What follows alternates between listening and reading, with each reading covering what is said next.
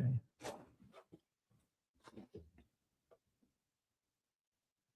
Come on, people. Well, good evening, everyone, and welcome to Richie and Rogue Unfiltered, where we don't pretend everything's fine when it clearly isn't. This week in politics has been the usual circus: big promises, zero accountability, and leaders demanding trust they haven't earned. We're told to accept higher costs, fewer freedoms, and more control, all while those in charge dodge all the big consequences. Flippin' heck, it's a mad one, isn't it? Because then we've got Davos. Nothing sums up elite hypocrisy better. Private jets, luxury hotels, and closed-door meetings. Also, billionaires and bureaucrats can lecture you about climate change, inequality, and sacrifice. Apparently, the rules are for you and not for them. Yeah, usual old story, Rogue, isn't it? Meanwhile, back in the real world, we're told not to worry about a massive new Chinese embassy in the heart of London. Let's be clear. This isn't paranoia, it's a national security threat, in my opinion. A state with a record of surveillance, intimidation, and political interference expanded its footprint and tentacles here in the heart of our capital city, and our leaders wave it through and tell us to trust the process. God, it's funny how protests are treated as threats, but foreign authoritarian influence get a free pass.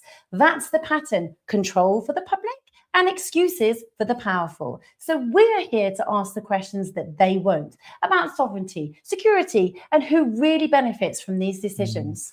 This is the Richie and Rogue Unfiltered. So let's get on with it. Well, good evening and welcome to all of our subscribers. Thank you for tuning in. Please don't forget to follow us on all the social media platforms. We're on Facebook, we are on X, and we are on TikTok, and we are on YouTube. Where else are we, Rogue? We're everywhere, aren't we? Everywhere. Just get it out there. Yeah, if you just Google Richie and Rogue, you'll see all of our platforms, and we're excited to bring them on. Of course, we want to say welcome to all of our viewers here on YouTube. So good evening, everyone. Just want to look at some of your comments coming in. Please keep the comments coming in. Good evening, all. Good evening. Great to see you. Good evening. Good evening. Rogue, can read some of these out or not? Or? Yeah, I'll put my glasses on. Can you not see? No, I can't see. That's why I said, can you read them out? Can't see a bloody thing. Okay, Richie and Rogue, good evening. Are you good evening, good evening, good evening, good evening, good evening. So hello, everybody. Yes, and good evening. It's great to have you. Danuta's on. Hello, Danuta. Yeah, we had a great show last night And with our so guests, Sharon. didn't we? We had a great show with our guests. Sharon's here supporting Edward. Oh, fantastic. Sharon makes you laugh all the time. Just saying her name makes me laugh. Yeah, if you can share the broadcast as well, please like, share, and subscribe. We'd really appreciate it. And please comment. We have a conversation amongst yourself in the chat section. Don't forget our community here on YouTube as well, where you can chat amongst yourself. We post things daily and regular as well. And please, can each and every one of you repost this live right now, because we need to get this message out there, and it is so important that people get to see what we're chatting about. Especially with our guests we got on tonight. We're covering a lot of subjects really. Davos is the big thing at the moment, and all the hypocrisy over there. There's champagne socialists in private jets, like preaching to us about climate change and all that kind of crap. I mean, you can't get your breath. Hypocrisy just absolutely stinks. And great to have, we got on the show tonight the treasurer of Advance UK, Edward. I know, he's an amazing guy. And, yeah. Do you remember we went with a Christmas party when someone thought he was Ben Habib? Yeah, it was so funny, right? He literally walked through and everybody was like, oh, Ben. I know. It's not Ben, he's just his doppelganger. Yeah, it was hilarious. It was brilliant. Anyway, yeah, so we got him coming on, and the wonderful Dave Atton as well, you all know from X, who's made a career out of his ex, I think, isn't he? Doesn't that sound good? Made a career out of his ex, and I don't mean his ex-missus, I mean his ex account. Right? Let me make sure I get that clear in the first place. I think just get on with the show. We'll bring him on, is it? I think we should. Okay, well, here we are. It's David Atherton, and here's Edward. Good evening, guys. Good evening. Hi, Edward. Hi, guys. How are we doing? Great to see you. And have you recovered after that tablespoonful of cinnamon that you had in your mouth on the Christmas show? You know, I did a bunch of fairies. You know, Hey, Dave, it reminded me of my childhood. My favourite TV show was Tiz Was, and we had our very own Chris Tarrant and Sally James there on the show, making you eat all those things, and the Phantom Flanflinger when Richie put it. Had a custard pie put in his face by Rogue. I mean, hilarious. That was a great show. That was the Christmas one, wasn't it? Yeah, that was our Christmas one. And to be fair, Dave won hands down. politics and current affairs, it can be so serious sometimes, but just great for Rogue and Richie to put on a show like that. It's hilarious. Bottoms up. Cheers, guys. So, I can only start drinking when I'm live. I can't have a drink before. First of all, guys, have both of you reposted my ex? Yeah. Good. Well done. Yeah. You need to post my ex with it live now to show that you're on now. Yes, they can do it now. Straight away on your phone. Come on, Edward. We are not moving forward until you've done it. Yeah. And Be a blackmail there. please don't forget to follow, like, and subscribe to the show as well. I was waiting for more people to join us this evening here on YouTube. And don't forget, to all our followers on X that are watching on X as well. You've got 75 viewers on X so far. Ah, there we go. Brilliant. Fantastic, Dave. That's fantastic. Dave, when you said you had over 1 billion views of your videos and posts, I mean, that is just mind-boggling numbers, isn't it? Yeah. I always wonder how influential X is. Whether what I say and what I do is actually effective. Yeah. Well, it very much is, because I look at yours daily and have a scout through to see what's actually going on. Thank you for the info, my little encyclopedia. Did you see as well, there was something that came out the other day that in Britain now, and this is happening in loads of countries, X is becoming the first source of news for most people, which I find that there's a whole revolution going on out there. Okay, MSM is dead. Sure. Let me ask you a question. Do you know what the Ummah means in Islam? The Islamic community, yeah. Sounds like a curry in my local Indian house. yeah. Chicken biryani Ummah. Yeah, I know. Yeah. So, Richie and Rogue, do you know what? No, what I actually Ummah don't means? know. So please tell me. Yeah, it's what it is. It's the worldwide brotherhood of Muslims, and at the expense of the nation state. Their second loyalty, at best, is to Britain. Their first loyalty is to Islam. Do you guys know what's ever come across the phrase "after Saturday comes Sunday"? No, not familiar with that, David, at all. Okay. There's a font of knowledge here this evening. Yeah, go on. Okay. It's an Arabic phrase. It's once we dealt with the Jews, where the Christians are next. Wow, really? Wow. Yeah. Wow. Well, we're going to touch on some of that later tonight because we got a guy who's come on supporting Muslim Sikh. You invited on the show, actually, but he's refused to come on, but we'll come to that a bit later anyway. But sinister in what Dave is saying, when we've got a Home Secretary, one of the most powerful people in the country, that her first allegiance is to her religion, really, and her Ummah. Have you seen that? Have you seen that clip of her on Muslim TV from about 6 months ago, where she said that Islam is the most important facet of her life? Yeah. Are we right? Are there a few technical problems? We've got technical issues. Are you still with us, Edward? Yeah, you are. Sorry, because we have some technical issues in the studio. I don't know if it's your end or our end. But yeah, going back to that clip with Shabana Mahmood as well, she's been obviously busy in Davos, like the rest of the posh pop. I was going to say something then. Anyway, over in Davos, she was sat down with Tony Blair, the Blair Institute board behind her, taking advice from Tony Blair on immigration. Can you believe it? I mean, of all the people to get advice on immigration, Shabana Mahmood is sat there with the architect of the biggest disaster on open border policy in human history, Tony Blair. I mean, can you believe it? Don't start me off. Don't start. Quickly drink that wine. Have a quick gobble. Another good one that I saw as well was Rachel Reeves sitting along a panel, and the American Secretary of Business or something like that was talking. Howard Lubnick or something like that, was talking about how crazy net zero is, and we're bankrupting our countries, and she had to sit there and put up with that. It was hilarious seeing her face. Yeah, absolutely. Well, the story's coming to Davos. I know there's been a lot of reporting by, I think, Vox Pop, those guys, and Ezra's been out there, and Rebel News have been out there on the ground covering some of the stories. We've seen people like Ed Miliband's brother turn up. Rishi Sunak turned up there today. Why he's there? Why? Knows. I mean, you've had David Beckham's there. I mean, the who's there of the celebrity world, political. Well, they think they're superstars, don't they? I mean, at the cost of ridiculous amounts of money. I gather a meal in Davos is equivalent to, some people's 3-4 months rent here in the UK.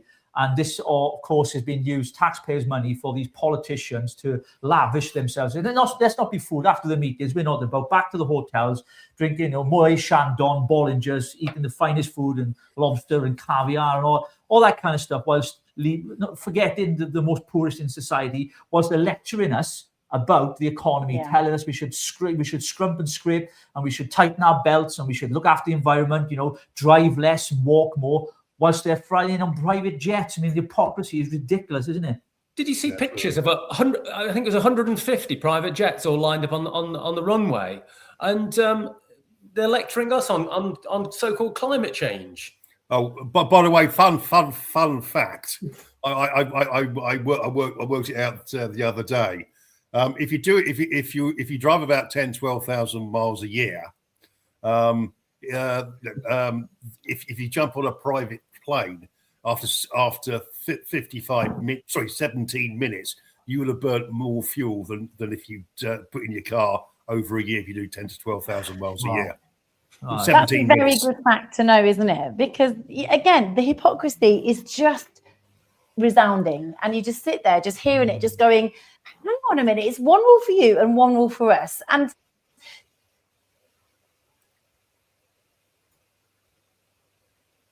something that they're not, and we're just sat here just kind of wanting to rise up and actually fight the system, because I certainly do. Yeah. Did you see when Trump arrived, it was like a Roman emperor coming to town, and the red carpet and all his forces and all his security, and just impressive, isn't it, when he arrives, when he comes to town? Well, actually, I think they were shitting themselves when he arrived, because when he got on stage, as we all know, he's anti-globalist, as you know, and some of his comments as well didn't go down too well. And some of his aides as well, who were speaking as well, we're going to show in a few moments, who literally ripped into the globalist agenda and told them all at Davos, this is over. The day of globalism is out the window. In fact, let's play that clip right now, guys, and we're going to come back. You've not got Nigel Farage's video as well that he's done. I did see it. I didn't pull it in time because we've got an advancer and a reformer on here tonight of some sort. But Dave is apolitical, actually, aren't you, Dave? But you'll vote what's best for the country, I know. But we're going to come to that in a few moments, right?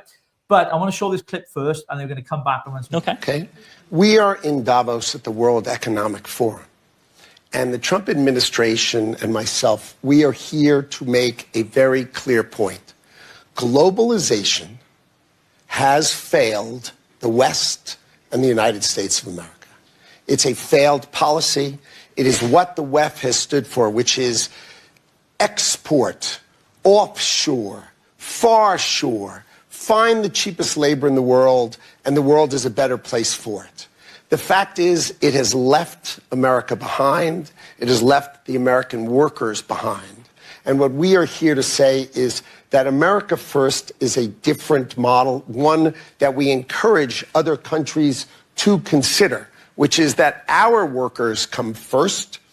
We can have policies that impact our workers. Sovereignty is your borders. You're entitled to have borders. You shouldn't offshore your medicine. You shouldn't offshore your semiconductors. You shouldn't offshore your entire industrial base and have it be hollowed out beneath you. You should not be dependent for that which is fundamental to your sovereignty on any other nation. And if you're going to be dependent on someone, it darn well better be your best allies. Okay? And so that is a different way of thinking. It is completely different than the WEF. I viewed the WEF as not a flagpole in the middle, but in fact, they are the flag. Whichever way the wind blew, so it blew. You should have solar, you should have wind. Why are you going to do solar and wind? Why would Europe agree to be net zero in 2030 when they don't make a battery? They don't make a battery. So if they go 2030, they are deciding to be subservient to China, who makes the batteries. Well, that's the biggest FU I've heard for a long while, isn't it? Rachel Reeve sitting next to her, Dave. I'm sorry? Rachel Reeve sitting directly next to him. Yeah. I mean, absolutely obliterated the WEF, didn't he, there in that speech? Absolutely outstanding. I mean, some of the things he said there about outsourcing, very important, because that's one of the problems in our country. We've outsourced so much. We've depleted our own resources, got rid of our manufacturing industry. We don't have industry much anymore. All of it's outsourced. We import most of our energy and everything else, and we've left ourselves short since the Second World War, really, when we should have been rebuilding our country, being a strong, prosperous nation, as we want to see as an advanced UK government, of course, Edward. But this has not been the case. We've been outsourcing far too much for far too long, haven't we? Yeah. We certainly have. I mean, you forgot to mention the most important thing of all, food. We're now importing more than 50% of our food into this country. If there's some big shock to the world system, let's say a war or something like that, or the Suez Canal was permanently blocked, we would virtually starve in this country. This is the kind of crazy policies, not just this Labour government, but 14 years of Conservative and before that Cameron and Blair that we've been pursuing for decades. Energy outsourcing, closing down the North Sea, making it unviable to extract oil from there. And then this is the madness of it: importing oil and coal and these sort of items. The Drax power station that keeps our lights on when there's no wind or the sun isn't shining. Importing wood pulp that's chopped down from forests in North America. A manufacturing industry becoming unviable now because our electricity prices are so high. Absolute complete clowns for decades that have had running this country. I've got a slightly different angle on this, if I may. Yeah. Okay, fine. Who's bought a T-shirt from Primark? I don't like. No. I'm not going to lie on the show. We don't lie. It's unfiltered, but we tell the truth as well. I have. Only for those cheap stag do's. You know, when you go to stag do and you know you're going to lose your clothes. Right, so I make like them from Primark because I know I'm not bringing them back with me. So that's why. Right, okay. In 1985, 45% of the world lived in what's called absolute poverty. It's changed. It used to be $1.50, $2 a day, but it's now considered to be $3 a day. You live in absolute poverty. You don't have access to running water, electricity, schooling, and basic necessities like that. Absolute poverty. Nearly half of the world lived in absolute poverty in 1985. That figure 5 years ago has fallen to 9.4%. It's probably nearer 8% these days. That is the effect of free trade. Us buying our Primark T-shirts that are made in Bangladesh, where a lady is paid 60p an hour, has done more for world poverty than any charity or NGO has ever done for the world. So, we as a people, Americans, Western Europe, should be congratulated for bringing so many poor people out of real and genuine grinding poverty. 60p an hour, to a textile worker in Bangladesh, doesn't sound a lot. But that's 8 hours a day. That's £4.80 a day. That's probably about $6-7. They can live quite comfortably on $6 to $7 a day and have their running water, have their electricity, pay for their children to go to school. We as a people have done more to reduce poverty, as I say, than any charity out there. Now, I as a classical liberal, I'm genuinely a free trader, but it's purely on the basis of countries that go into agreements in good faith. I do not see China as a good faith country. They are megalomaniacs, complete control freaks who want to take over the world and be the only world superpower. This is one of the reasons I really regret the Russian-Ukrainian war, because that should be a war of the 20th century. It comes out of the Cold War, the Second World War, the causes of that. And when really we should be forming a trans-European alliance with America to fight China. So China, I think we're going to be talking about the Chinese embassy later on. Horrible. And so moving on. But the point is, and I say bad faith factor. India isn't much better, to be perfectly honest. But anyway, that's another story. But where we should be going, what that guy said about relying on China for certain drugs, and also we get solar panels from there. By the way, if you want a bit of a world exclusive on here, I think it was 2005. Before I went into journalism, I worked in IT recruitment. I was chatting to this guy who worked for a major American mobile phone company. He was a systems architect. He's the guy who designs all the systems. You know, he's the guy with a blank piece of paper and I think we do this, I think we do that sort of thing. You know. Yeah. And he discovered that within the worldwide network that the company had, it was equivalent of EE, Vodafone, et cetera, et cetera. It was one of the main companies, and they supplied all the networking, the CIA, the FBI, the police, and all the other security agencies in America. Huawei were part of the network, so part of the routers of the wide area networks, and they'd actually built into their routers and the software on the networking that they could transmit and intercept any signal or call on that network. Wow, that is something that is quite frightening, isn't it? Really, I mean, we know the age of digital ID and all that kind of stuff. We've got to fight against that. The harvesting of people's data is massive, which will come to our story a bit later with this brand new Chinese embassy being built in the heart of our capital city. Just very briefly to finish off the story. To this very day, I fact checked this the other day. To this very day, BT is infested with Huawei kit, and they're trying to diverge away from it. And we haven't learned our bloody lesson about buying from the Chinese. To this very day in Banbury in Oxfordshire, any piece of new kit that Huawei bring into Britain, it has to be tested by a Chinese guy and a British guy. One has got one half of the password and the other guy's got the other half. And so before it goes onto a British network, it has to be tested. Their penetration of our network was that bad. Actually, I should say this for the Chinese embassy bit we're doing later on. But, but when it comes to trade, we do not want to be doing business with China. It might cost us a bit more money. It might have less GDP growth. But for the security of this country, we really want to have nothing to do with China.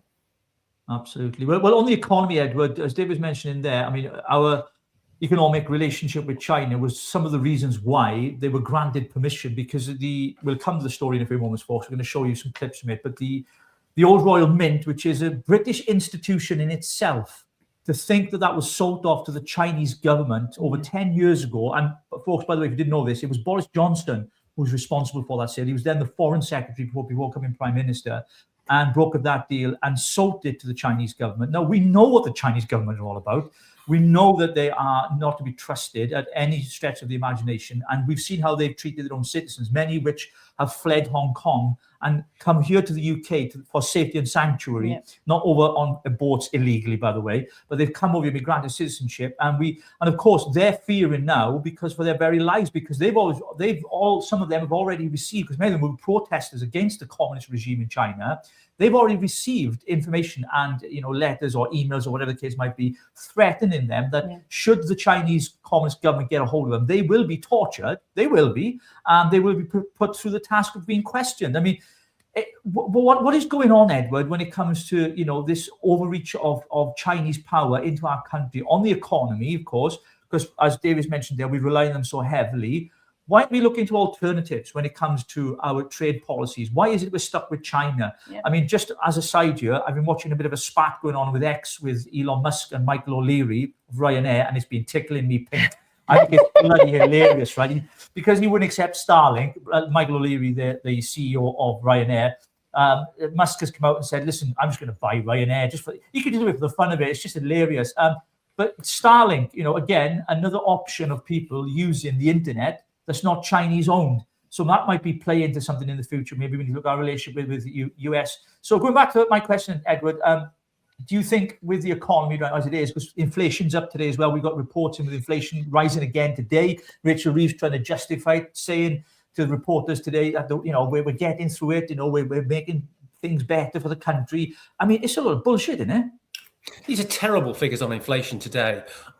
Do people also in the basket of goods that is the government's preferred measure, CPI. They have cigars, ceramic tiles, the cost of having a gardener and the cost of having a nanny are all incorporated in those CPI figures, which to most people, if you're not really, every 5 years you're buying ceramic tiles, who the hell smokes cigars anymore? So there's all sorts of distortions in there. I think CPI is a real fix. It's probably boring a lot of you guests talking about CPI and what's in that basket, but a dreadful measure of day-to-day costs that people incur, and a terrible measure, I think. But the government loves it because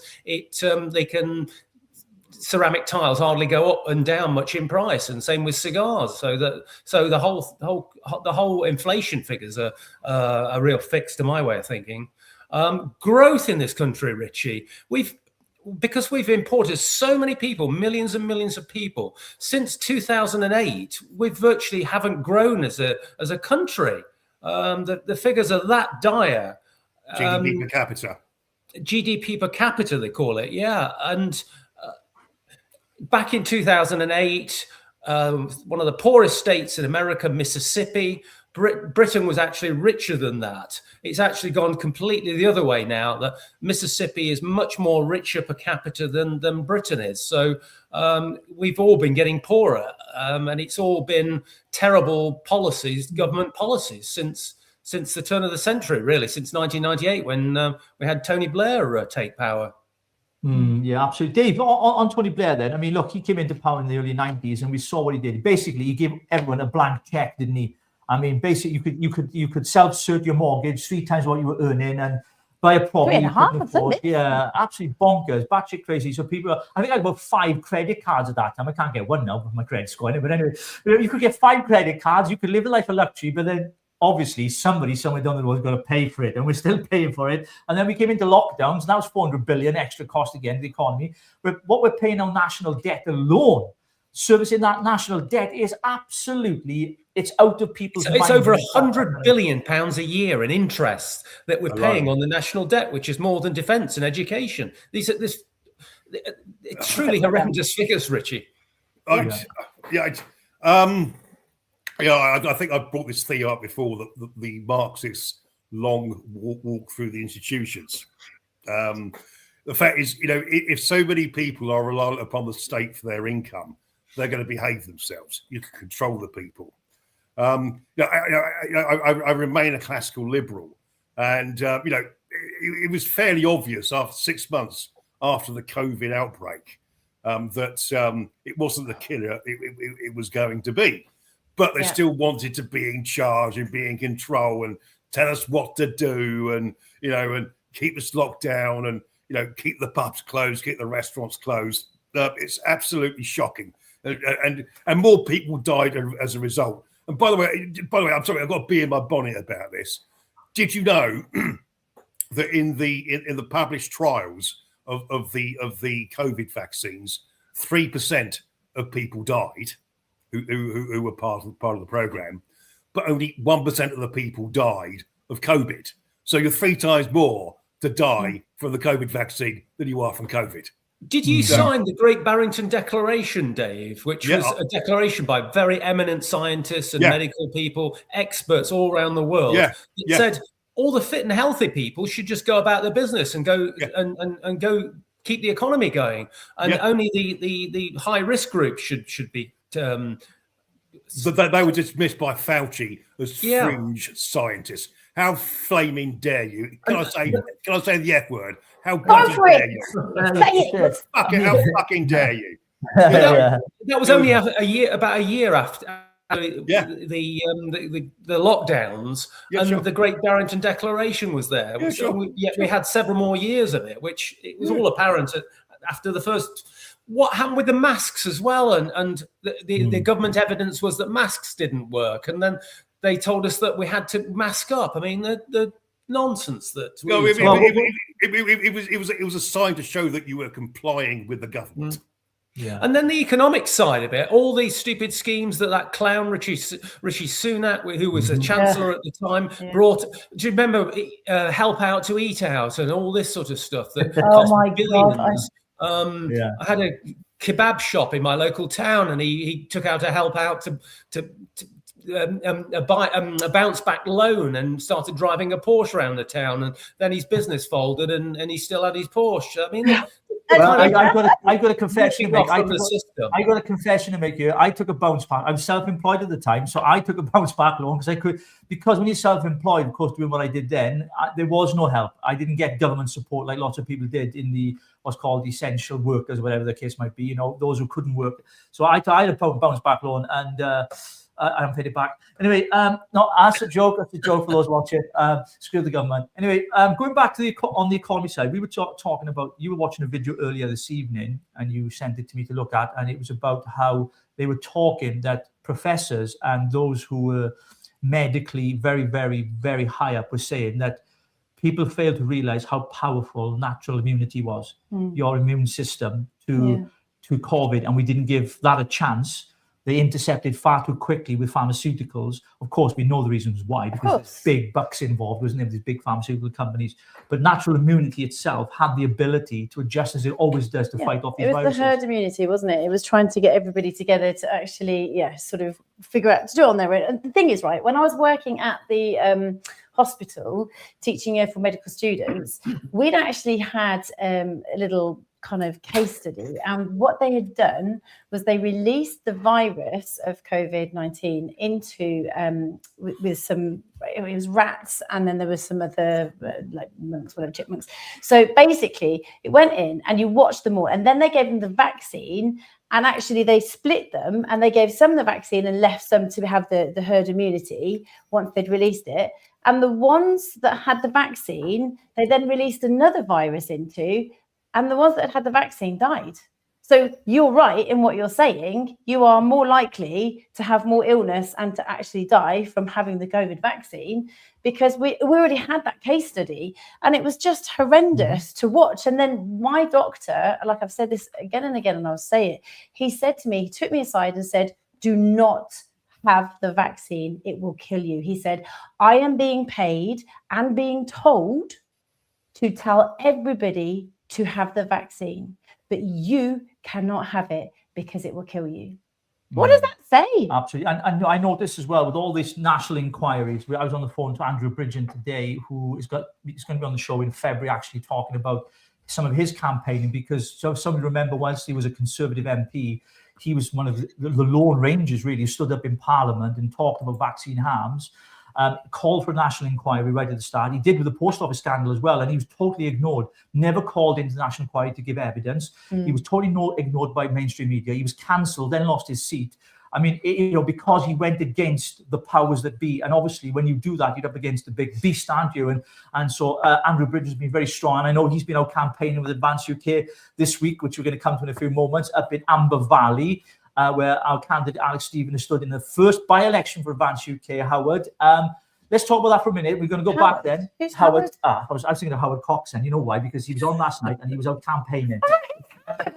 Edward, because I've got some of the results in here, Edward, so I'm just going to put them up for our viewers to see now.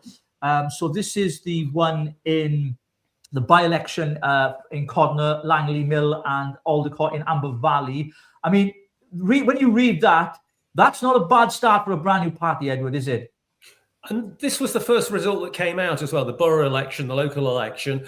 I think some people were getting a little bit excited and they thought, wow, we can actually win this. But I think at the end of the day, 12.3%, 161 votes that translated to. I think you'd have taken that at the start of it, and third place. I think that's a pretty credible start, really, for a party. Advance UK were only registered with the Electoral Commission very early December, and then of course the Christmas and the New Year. So we've hardly been registered as a party very long, and 12.3% of a local election is pretty credible, really. Yeah, absolutely. And David, coming to you, because I know you don't pitch your tent with any particular party per se. When he doesn't, you kind of skirt around, but we know where your wind blows. If I can put it that way. Where I'm leading, yeah, I know, yeah. I know. Your friend Farage was in Newark this week with Robert Jenrick, who obviously called him a big fraud, and he goes, "No, they'll take anybody in the Reform Party, because Conservatives." Are we going to see any more defections to Reform from the Conservatives before the 7th of May? The cut-off point that's not really the cut-off point. No, it's not a cut-off point. No, it's a cut-off point, but it's not really a cut-off point. Well, indeed, yeah. Well, putting my objective hat on. Okay, well done.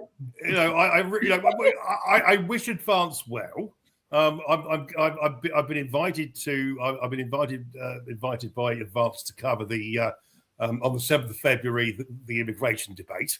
So are you going? I'm going. You guys going? Yeah, we'll be there. We're going to see you. Yeah, I've got VIP. Well, I'm saying VIP status, but I've got the press pass. Have you seen my press pass? Excuse me, who are you? how dare you talk to me? Exactly. But the Dean's Tahawi, I thought was a disastrous pick. We're coming back to COVID, aren't we? I think one of the things he did during the COVID thing was to suggest that if you're 12 to 16 years of age, you can override your parents' wishes on the COVID jab. But Robert Jenrick, I think is a good hire. I think he is.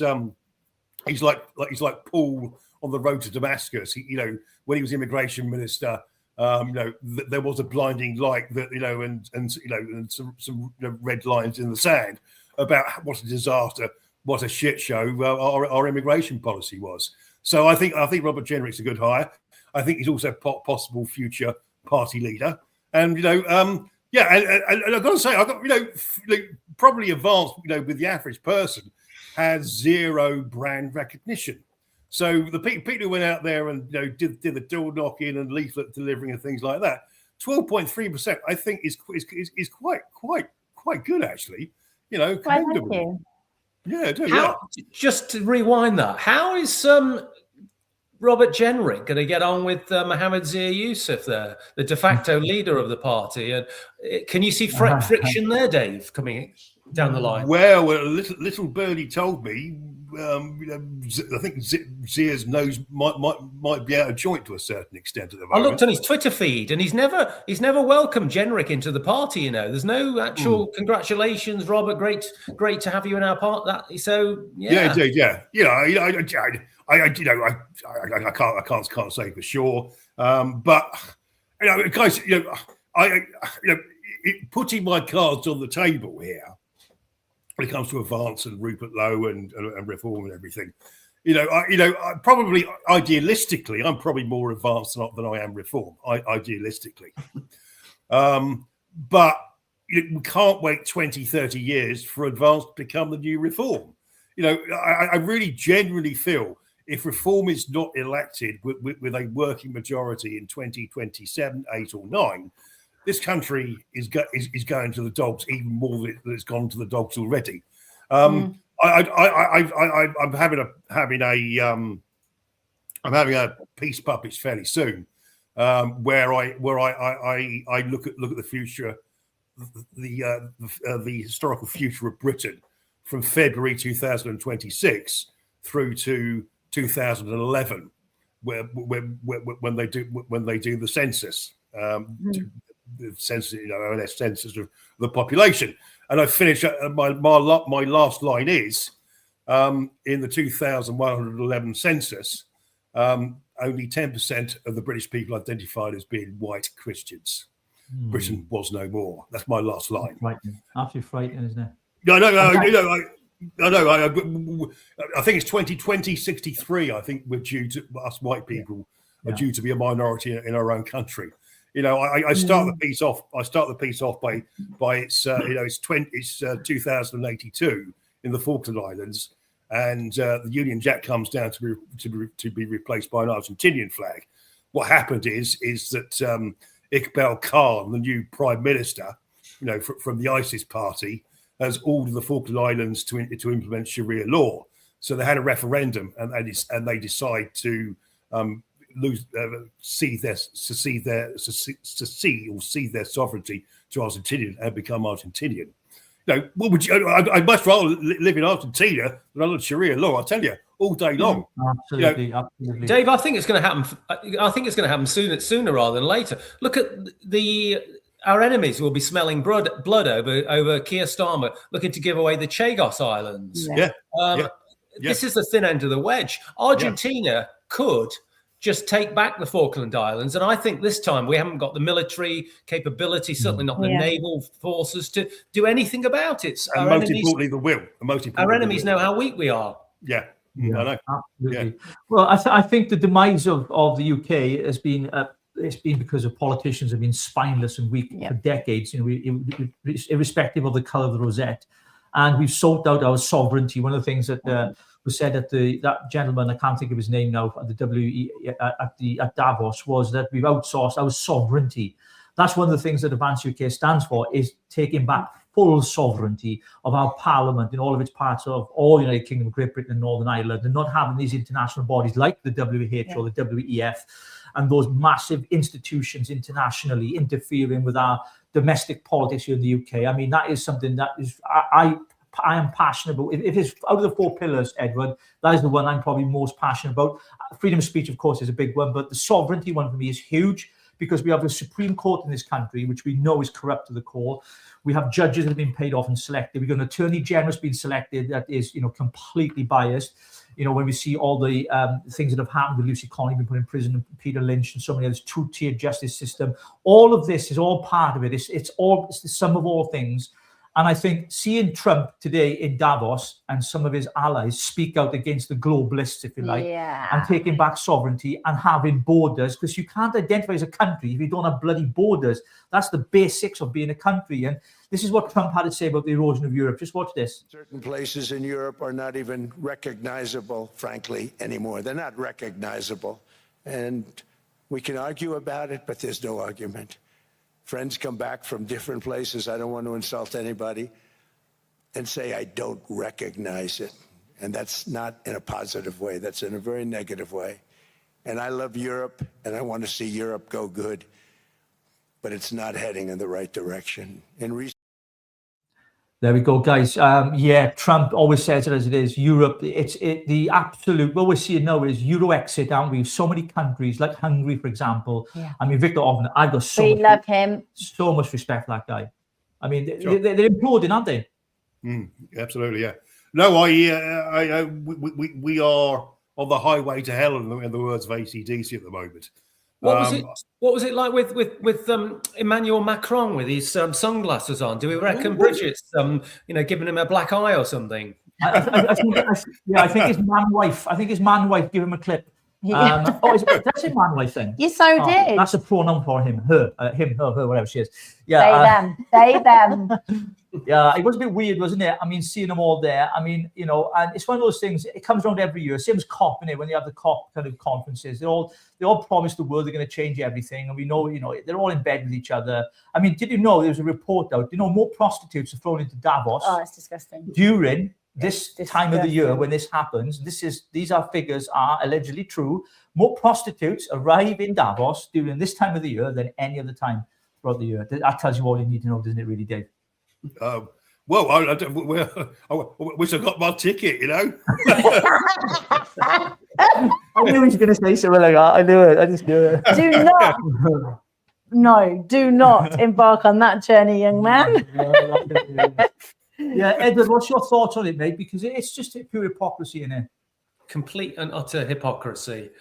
Dave's still smiling. I'm joining a Trappist community. But the vow of chastity is going very well at the moment.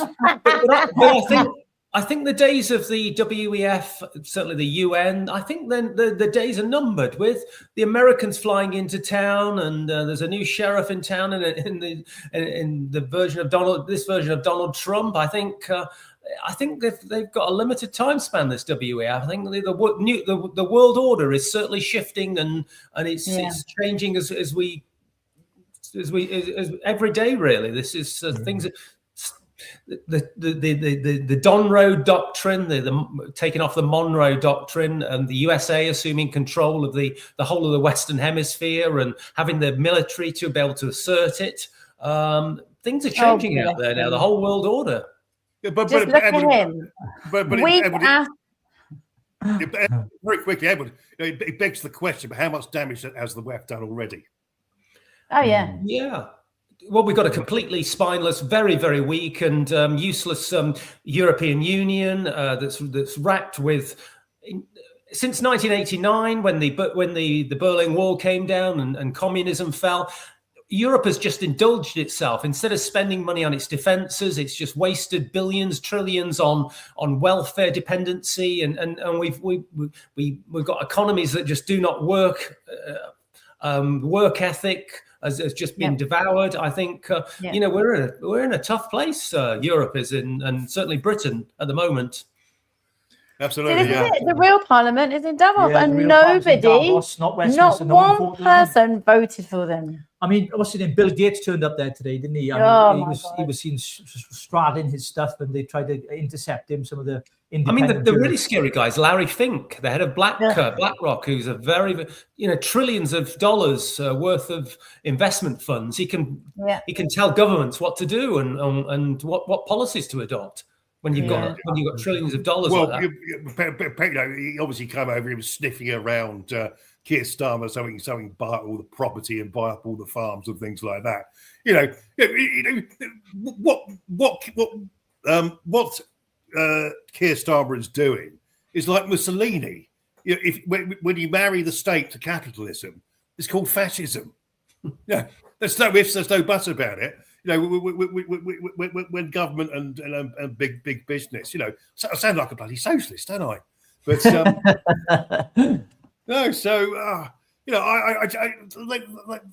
these politicians, particularly the left, just don't know what side of bed they got out in the morning, are they? Absolutely disgusting. Yeah. Sorry, I'm waffling away there. Sorry. No, but I just want to get to this quickly. I mean, look. How weak does that look? Like bending down and just serving him. It's like, oh, please let me help you. I mean, he's just this desperate. He's so embarrassing, isn't he? I look at him and I'm just like, you are not my prime minister. I can't deal with him. Did you see him in Prime Minister's Questions Time today, trying his best to look as assertive as he could over when he was talking about Greenland and the wishes of the Greenland people must be heard and all this sort of stuff. It just can't. It can't pull it off, can he? Can't look assertive and tough. Yeah, Greenland for the Greenlanders, Chagos Islanders for the Mauritians, I should say. But you know what, though? I kind of like Trump's approach. He says, if I want it, I'm going to buy it, because he sees it as a military strategic point for him, doesn't he? For national security. For the US and for the West, actually. Now, I'm not saying I agree with him, but at least you've got someone who's got some balls in power, who's prepared to do something. When we've got a spineless prime minister that bends over and takes up the proverbial backside from the EU, we want to jump back in bed with, and all these big international bodies. And if you look at what they're doing at Davos, they're all licking up to all these bureaucrats, these billionaires, sipping champagne, but yet you've got Trump's team over there. And they're speaking out against the globalist agenda and saying, listen, you're all finished. This doesn't work. Each country has to be sovereign in its own right and look after its own people first. Yeah. And that's not the message they want to hear in Davos, but that's what they get in. Sure, absolutely, yeah. No, I really think it's time that. I suppose Keir Starmer sums up everything that is wrong with government. Everything they've done, I completely disagree with. I can't think of one policy, one idea that I actually agree with. When you've got 13 U-turns, I can see 14, 15, and 16 coming up fairly quickly. By the way, I did some research. I did some research. Well, I said I did some research. One of my followers did some research. Apparently, we got the Chagos Island deal was signed in 1966. And it is a basic tenet of the agreement, because it was co-signed by the United States as well. And there is an explicit agreement that under no circumstances should sovereignty of the Chagos Islands ever be ceded to a third party. So basically, Mr. Keir International Law Starmer has reneged on its own agreement. I grokked it, and some kind follower sent me the link of the agreement. It makes so much for international law. I think it makes just a mockery. Governments choosing which international law they're going to abide by. What kind of rubbish is this? And also, the only reason they're actually giving it away, I think, it's a Chinese judge on a UN advisory panel advised that Britain should look at giving up the Chagos Islands back to Mauritius. It was never part of Mauritius anyway. Sure. It was the Conservative government that started negotiations on this. James Cleverly, Mr. Useless himself. Dominic Cummings is particularly scathing of James Cleverly. I like Dominic Cummings. I think he'd be a great addition to Advance UK. That's my thoughts anyway, for what they're worth. By the way, there's been some absolutely sterling work done by a lady called Claire Bullivant. She set up the Great British PAC, and through a crowdfunding scheme, we've initiated several judicial review and slowed down this deal and publicized how terrible this surrender deal is.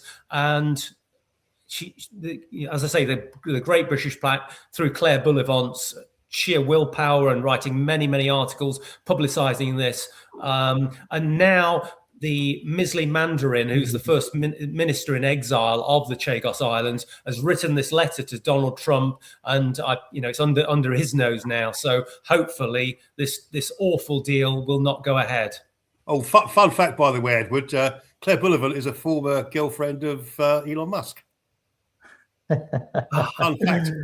She's got his number, has she? No way. So that's a good reason to join the Great British PAC then, isn't it? Well, Claire, if you're watching this, we're plugging the Great British PAC. Edward's here for this tonight. I'll give you all the gory details on the 7th.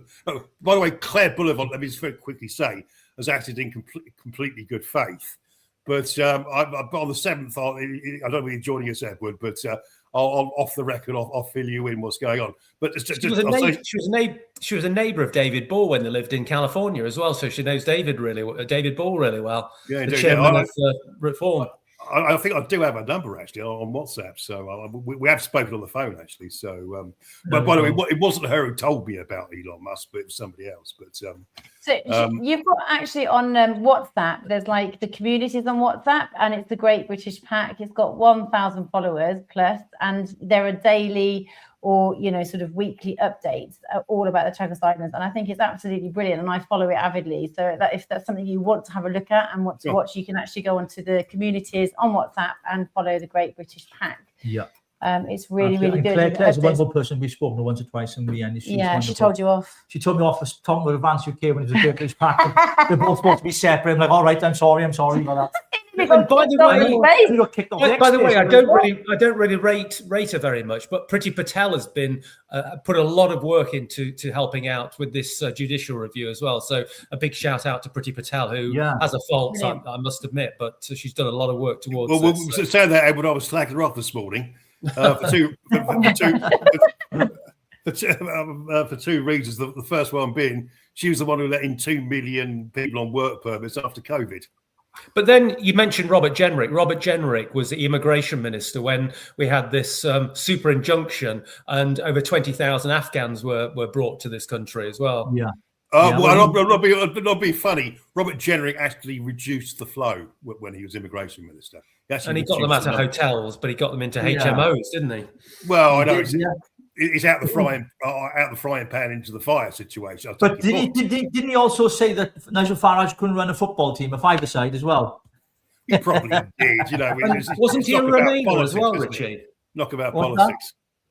Wasn't he a Remainer as well? He was indeed, yeah. I mean, look, we're going to see a few more of those, Edward, aren't we? Because the rats are jumping off the sinking ship. The Conservatives are busted flush.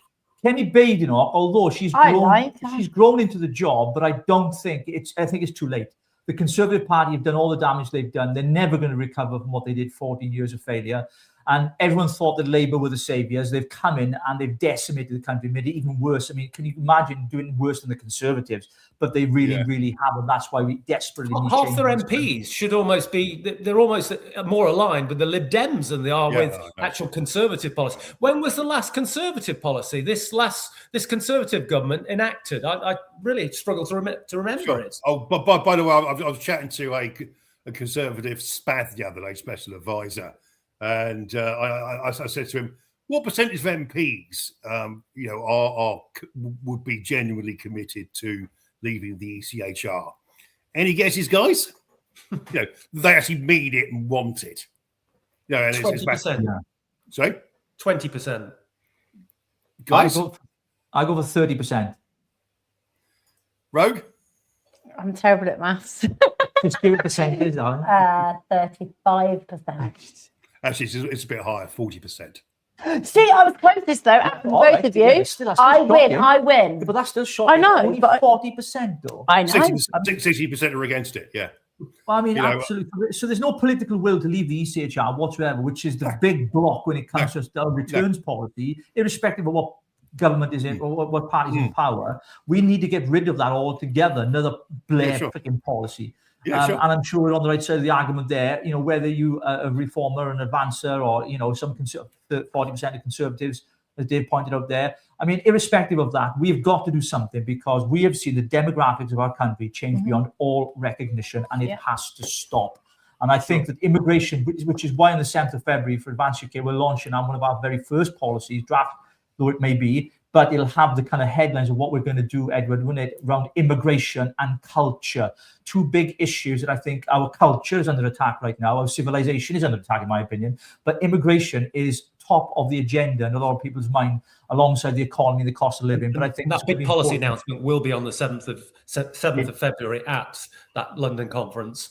Absolutely. And people, if you want to get your tickets, please go to our website, advanceuk.org.uk, get your tickets there. Well, just on that, you need to actually be a member of Advance UK. That's right. Please join Advance UK first, and then you can apply for tickets, not just for the London conference, all around the country. We've got one in Wales coming up later this year, many other ones to come. So you need to be a member to get into these. Please join Advance UK. Go on the website. It's only £20. Become a member of Advance UK. Absolutely. I tell you who's going to be there is making a guest appearance as well. Is this gentleman? On 7th February, I will be in central London at Advance UK's national meeting, national conference. What's the need for Advance UK?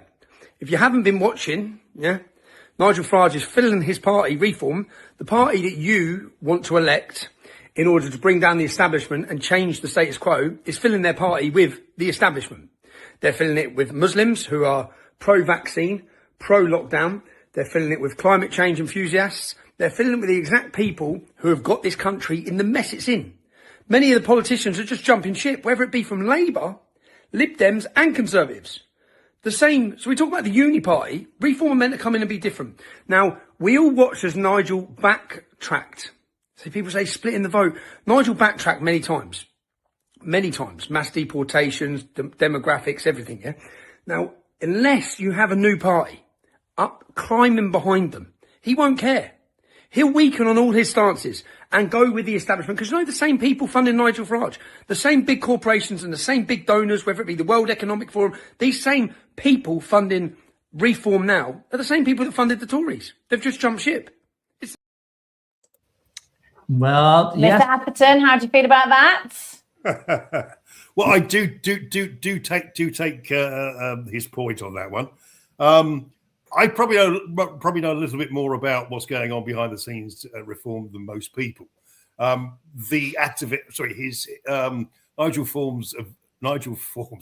Farage's special advisors are like us. We're Coral Springs, and that they are Coral Springs, and itching to sort out our immigration problem. I can't say too much, but on that, there are plans that have already been. That's actually, I can say that because he said, I saw on GB News allude to it.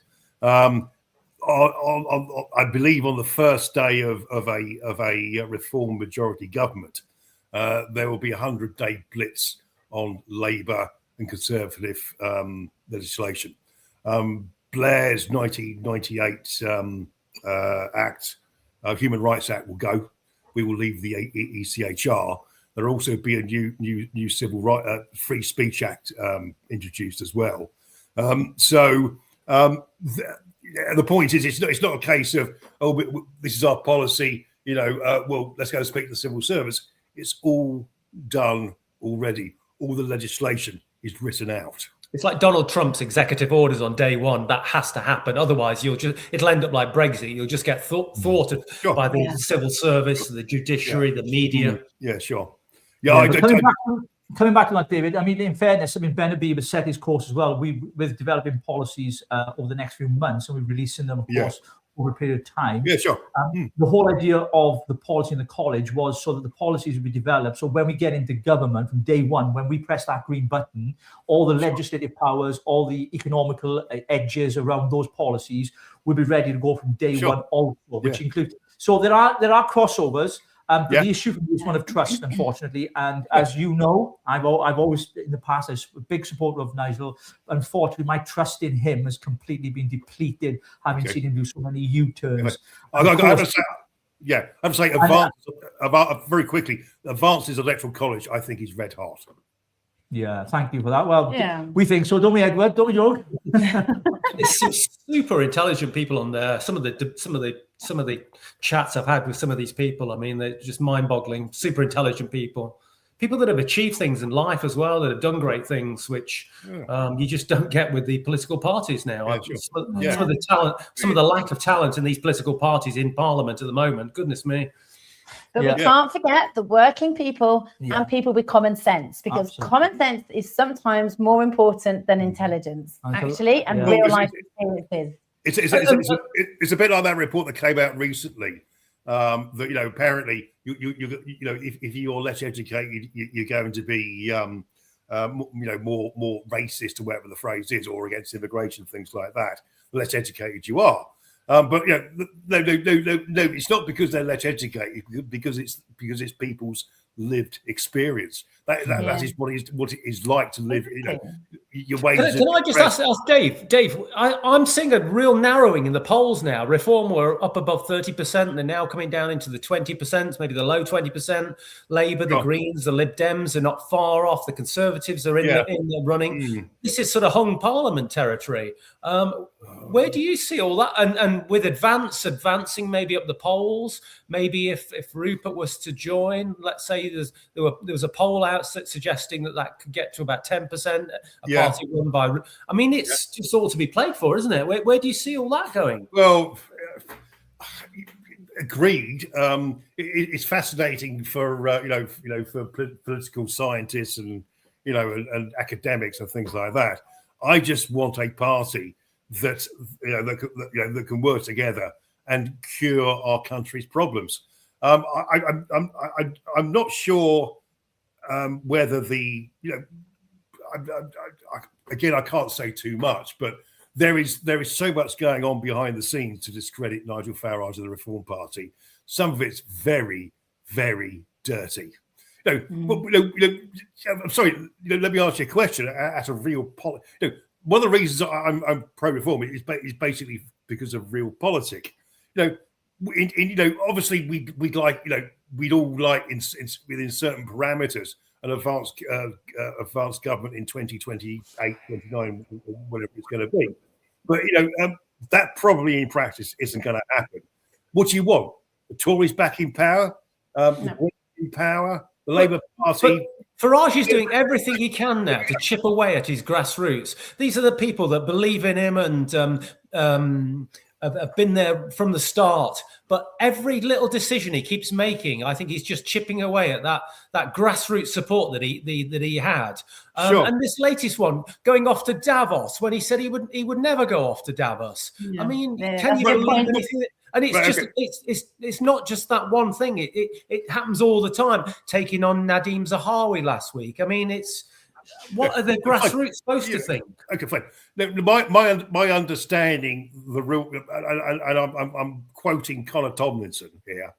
Connor Tomlinson. The reason he went to Davos was he wanted to meet the Middle East people.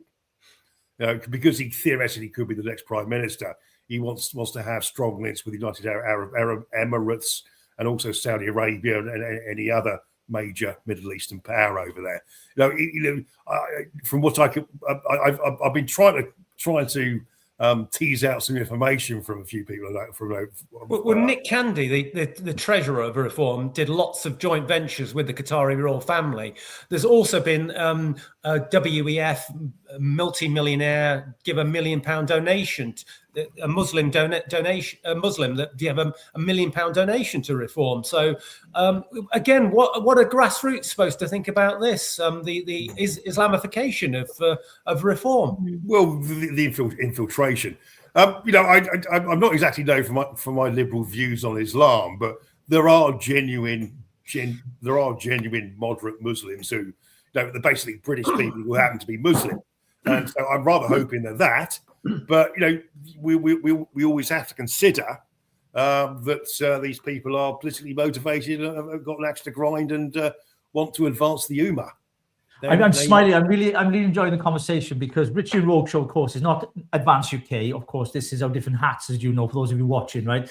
As you know, I'm the Welsh leader for Advance UK in Wales, very supportive, of course, and I'm all for Advance UK. But it's great to have Edward on and Dave on, opposing sides politically, but still friends, and having this debate tonight is fantastic. This is what we need, and this is how it should be. I thought those of you watching, listen, you vote for the party that aligns with your principles, your convictions, and what you believe is right, and the party you believe you can trust as well to deliver. I mean, of course, we would say Advance UK because of our experiences with Reform, as Edward's mentioned, and Dave, your experiences are different, and we celebrate each of them. Talking about Eastern interference, I'm going to move this conversation on quickly, guys, if I can, because I want to get through this. It's the China story. Of course, it is. Can I just say that? So sorry.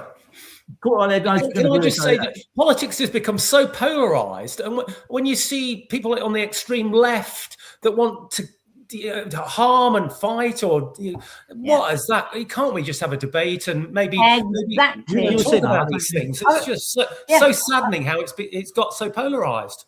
I was saying this last night, it's so important that we can actually have unity and actually have differing opinions and still have friendships, because I am me and this is my choice, and you laughing at me or mocking me is basically demoralizing and totally taking away my own right to decide what I want to choose. And so we were just saying it's really, really important that we have a collective of people that we trust and that we know that we can have a handshake at the end and walk away, and it's a healthy debate, because we're not all going to agree. No, you wouldn't shake Keir Starmer's hand. Well, no, I would not. I have to. I think amongst us, probably on 99% of issues, we probably agree. Well, I think what we're discussing is the best way of delivering it. And where we disagree on the best way of delivering our credo, our beliefs. Yeah, which is 2029. Because when we've been going around Wales, I know you want to go into China, but sorry, I'm not getting into this now. But when we were going around Wales, everybody's like, how do we vote tactically? And it's really difficult because obviously, we want Advance to advance, but we have to work really, really hard to get the name out there and to actually get, sort of the right people in place. And so I guess ultimately we have to think strategically, because we don't want Labour and Conservatives anymore. No. We have to do this properly. And it is a horrible kind of like tear, isn't it? It's like, where do we do the split? They say a lot can happen in politics in a day, in it, but we say we're 3 years out in the next election. I mean, it's a long time. A lot can happen in 3 years. I mean, a massive scandal can break. I mean, we've seen it with Nathan Gill when he'd been put in prison for taking Russian money when he was an MEP, someone I shared a stage with as well. I was about to say, weren't you stood next to him? I had a call from the Guardian. Ben Quinn, who's a writer for the Guardian, messaged me and said, Rich, would you like to comment on anything? I said, no comment. I'm not speaking to the Guardian at all. In fact, I messaged Ben and said, Ben, what should I do? He said, don't answer them. So I didn't. So I listened to the boss. Anyway, that aside, but we're going to move on to China, guys, because the time's going. This is because this really, really pissed me off today massively. The news broke. We know the planning permission for this was turned down twice, I believe, and this was acquired by the Chinese government under Boris Johnson's time as Foreign Secretary and then the Prime Minister. I mean, it is a British institution in itself, and the size of it, the sheer capacity of it, to think now that the Chinese government are going to have the largest embassy in the whole of Europe in the heart of our capital city. Edward, what do you think about this first?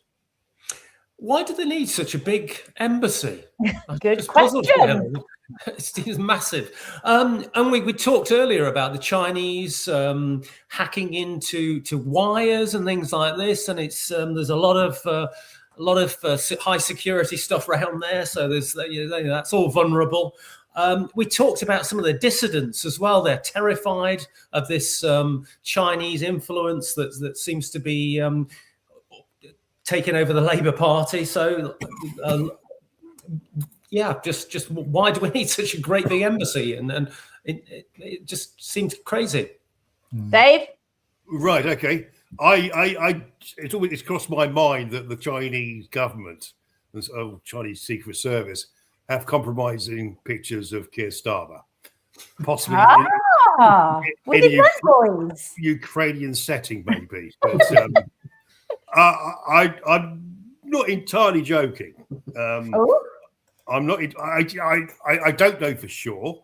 I don't have any proof. But it's a possibility, isn't it? Yeah, but funny enough, I was chatting to a guy 3 or 4 weeks ago. Actually, it was just before Christmas, actually.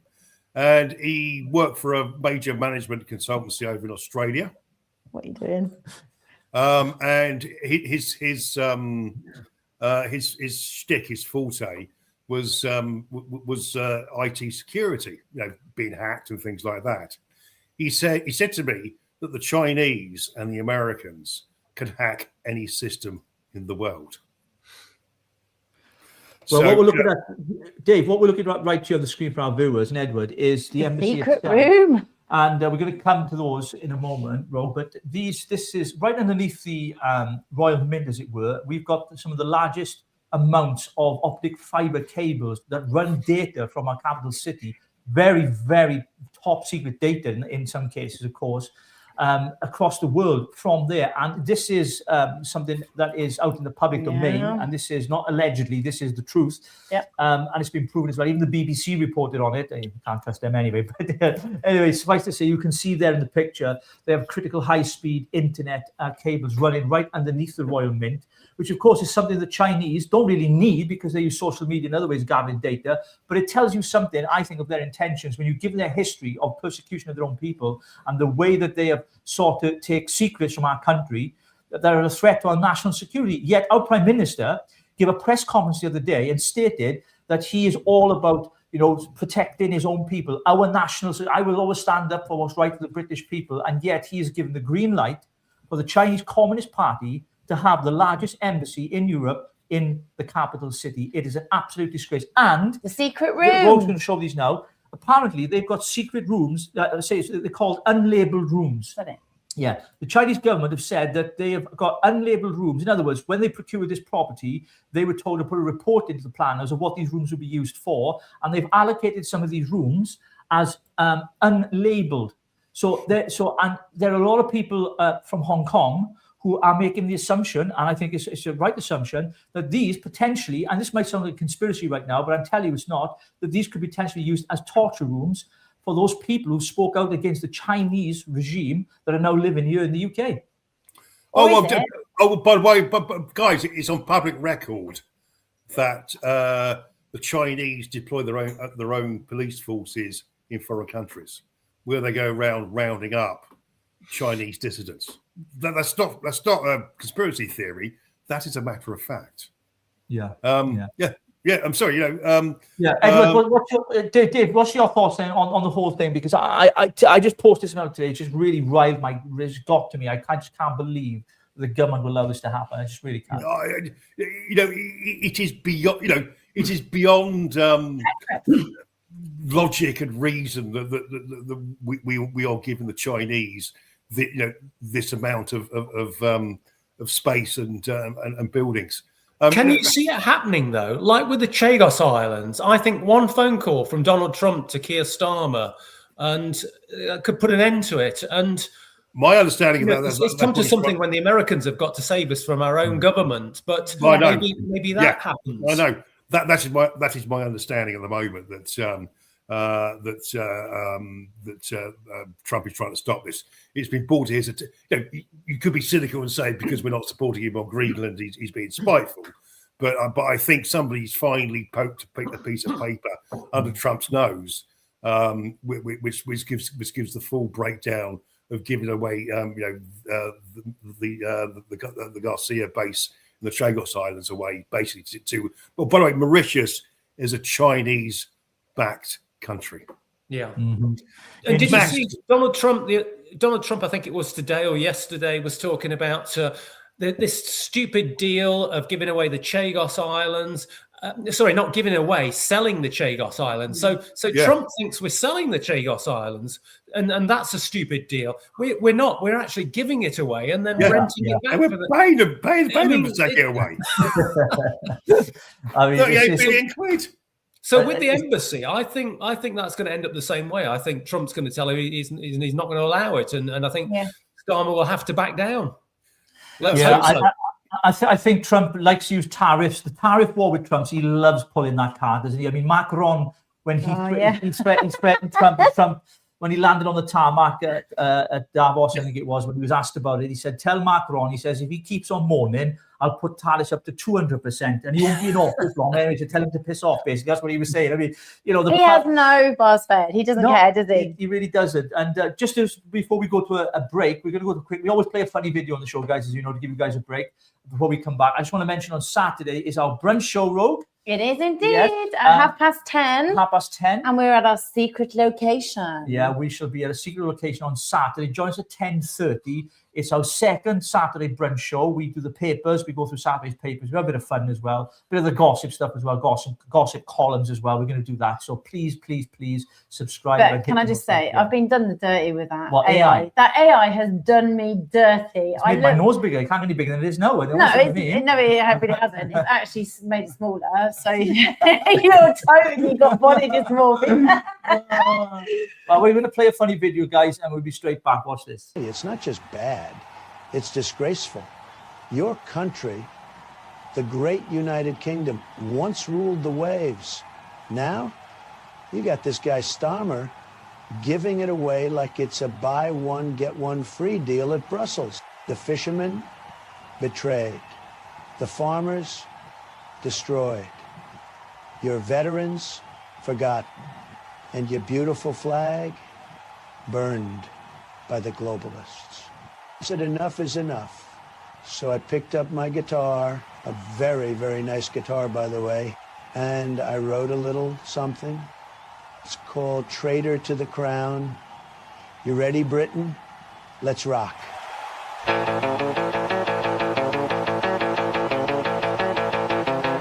He walked in calm, all suit and smirk, promised hope that did the dirty work, shook the hand of foreign oppressors, traded your seas with brutal aggressors.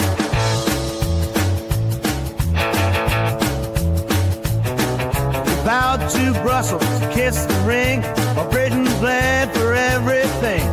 Fishermen weep, the farmers curse. He made betrayal even worse. Well, traitor to the crown, take him down. He sold your land, your name, your town. No trial too soft, no jail too tight. He stands with devils in broad daylight. Stand up, British, now or nil. Take your country back for real.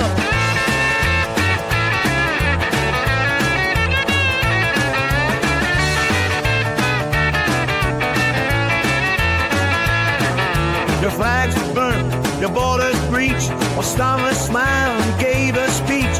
Kissed the boots of EU kings, while cutting all the vital strings.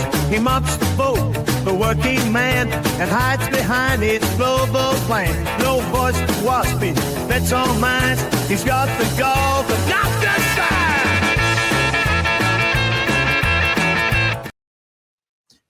There we go. Who puts these together? That's what I wonder. I love the music. The music's brilliant, wasn't it? I was rocking onto it.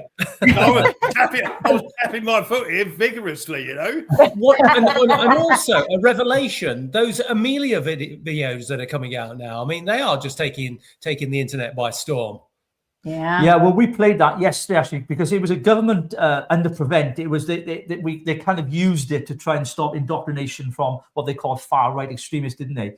Or whatever the case might be. And then the far right, as they call us, we hijacked it used AI and turned it into something completely different. And now she's pro-British and, and everything else. We played it on the show yesterday. It was absolutely fantastic. But what you can do with AI has a really good tweet about it. He said that you can't arrest Amelia and put her in prison, and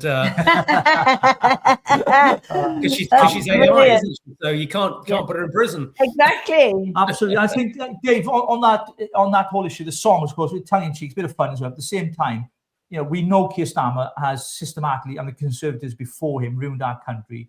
And I know people say we bang on about this. We always blame the immigration issue. There are other issues. I understand that.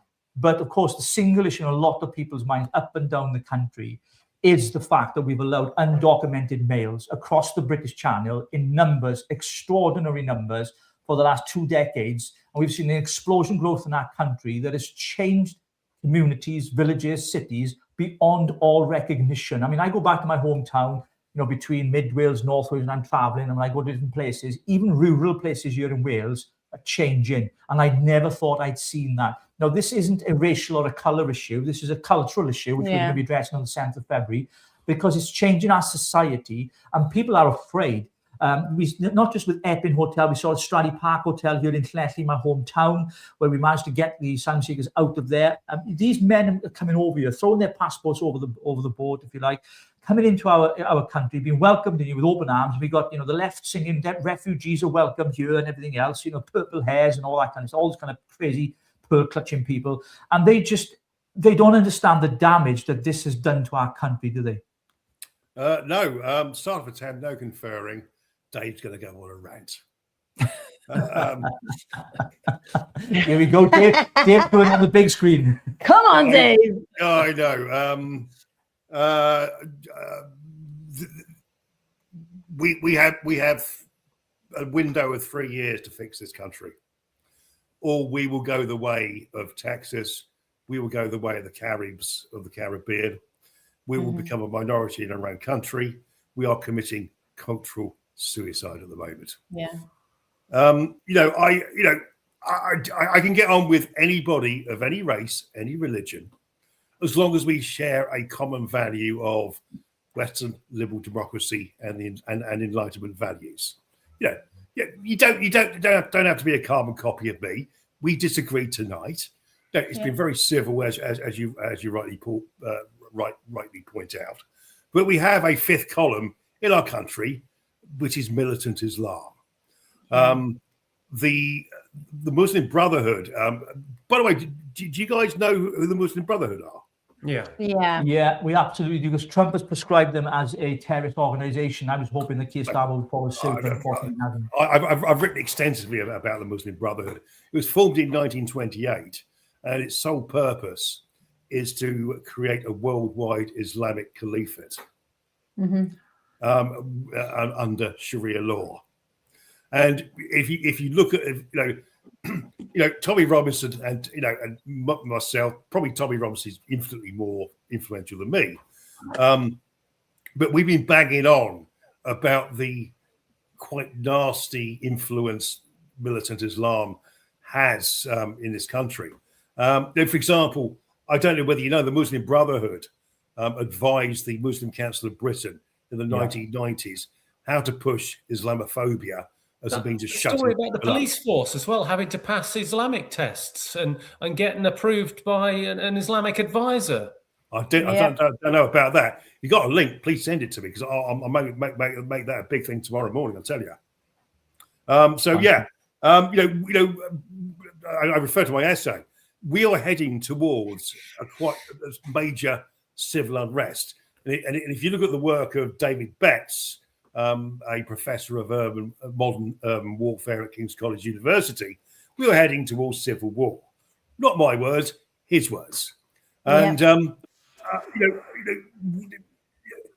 we will become like Lebanon.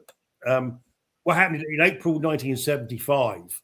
There are Christians coming out of a church in Beirut. They just attended a christening of one of the children. And Hezbollah turned up, or what became Hezbollah turned up, and shot 4 of them dead. And that sparked the civil war in Lebanon. And that lasted 15 years. And let's be honest, the Christians didn't exactly win that. To this very day, I think in about 1950, they were 54% of the population. It's now down to 30%. But many of the Christian Maronites have fled to America, fled to Britain, and as far as I'm concerned, any Lebanese Christian is entitled to asylum in this country. But this is where we're heading for. Major civil unrest, and I don't think we're going to win because Lebanon is a great example. And why isn't this taught in our schools? What has happened to history? Yeah. I mean, that's a great example of what can happen to a country, a really successful country that became a basket case because of. My friend Nancy has survived 2 assassinations. She lives in the south of Lebanon. She's not actually a Christian. She's actually a Shia Muslim.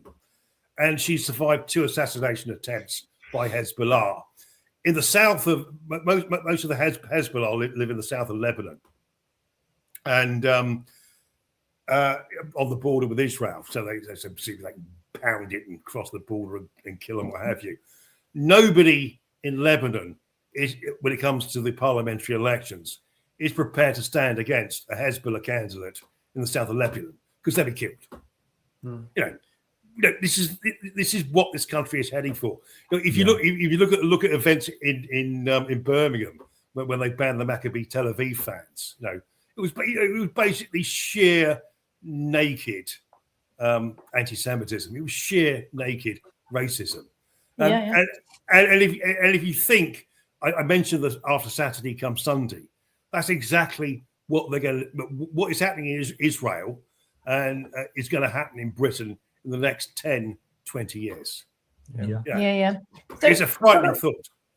Yeah, absolutely. And talking about Birmingham and what was happening there, I actually saw a guy earlier. I was having a scroll through, and his name is Sharanjit Singh. Now, he actually is a Sikh. Now, I have a question to us all, because obviously there is this kind of pressure where we feel like that the Islamic faith is actually, sort of encroaching and indoctrinating here.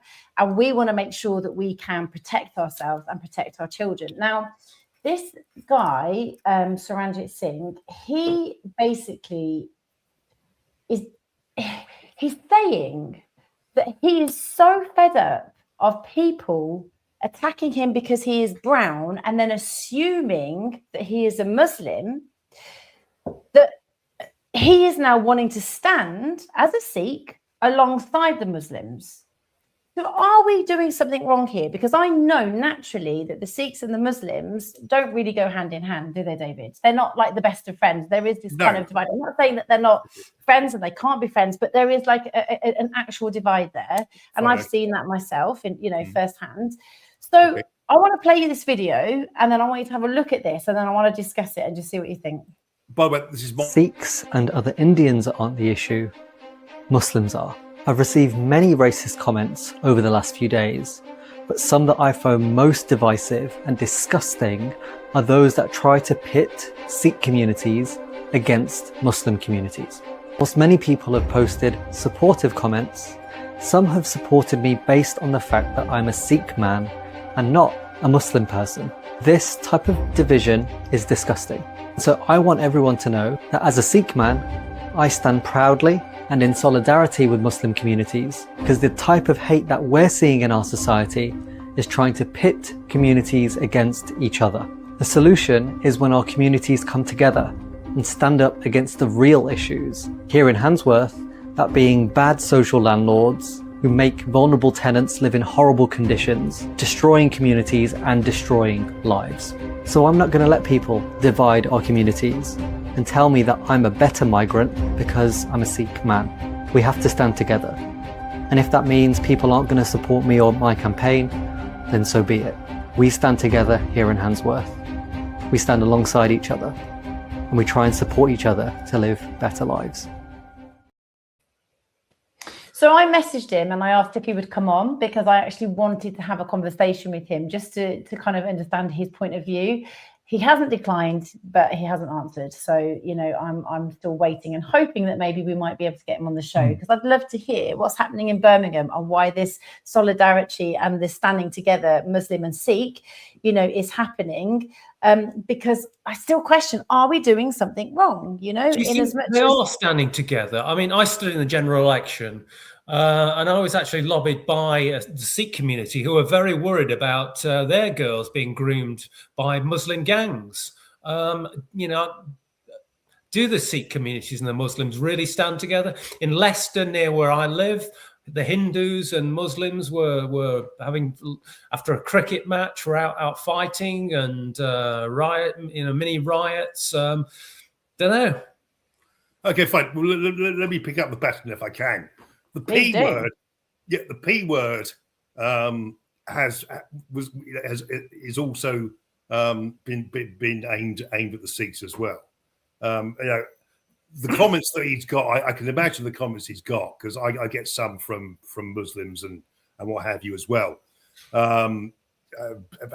Anti-Semitic abuse. But anyway, just to give you a bit of background, what happened in Leicester. It was India were playing Pakistan in a one-day match, and India sneaked home with 3 balls to spare. And there was a guy who was out, and the Indians were all elated and what have we, and you know, very exuberant, that kind of thing.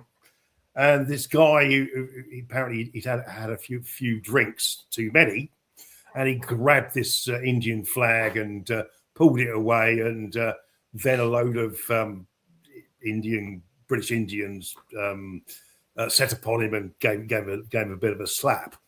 He was okay. Right now, I'm told he was actually a Sikh, but the Muslim community in Leicester span it that he was actually a Muslim, and so that is the basis of all the violence that happened in Leicester in around September 2022. It was based on a lie. Then you got all those renter Muslims, right, like Mohammed Hijab turn up. You know, Shakil Afsar. They turned up, causing trouble. They went to a Sikh temple in Smethwick, which I think is just in the north of Birmingham. Yeah. And you know, it was quite nasty. It was mainly the Muslims who were causing the violence, because most of the British Hindu oriented people that lived there had jobs and weren't into that kind of thing. Excuse me. So moving on from there, you know, it was the most appalling display of violence.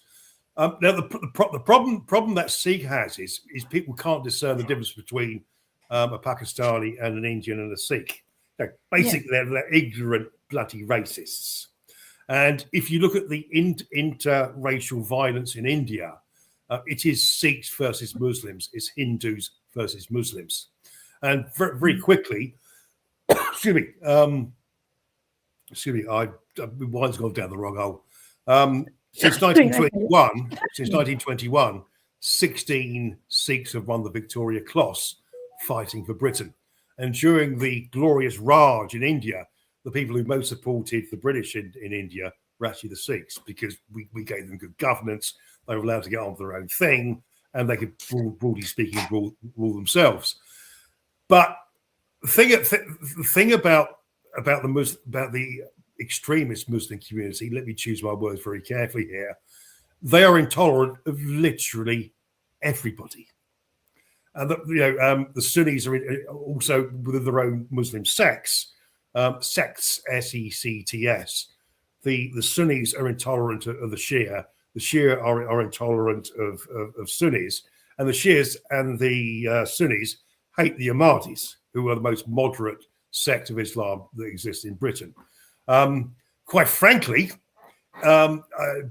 just to throw a piece of information out there is more anti-Semitism in the Quran than there is in Adolf Hitler's Mein Kampf. Because the Quran and the Hadiths are the final word of God, they can never be abrogated. What I mean by that is they can never be interpreted for a fresh age or fresh enlightenment or fresh thinking. It has to stand exactly as it is. Would you like me to quote you a couple of lines from the Quran? Yeah, do. Well, hang on a minute. From the Quran on this show, how very dare you? Of course you can, David. Of course you can.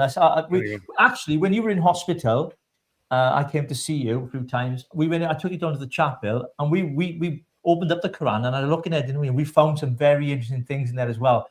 Because we were going through it, trying to find the scripture, or verses. They don't call them scriptures, they call them something else, Dave, don't they? You tell us, I'm sure. And it was really weird to understand, to be honest with you. But there are some verses in there that are very literal. And when I say literal, what they say is what they mean. And when they talk about us infidels, if you don't believe in Islam, and they're allowed to lie to promote their religion, there's so much stuff in there.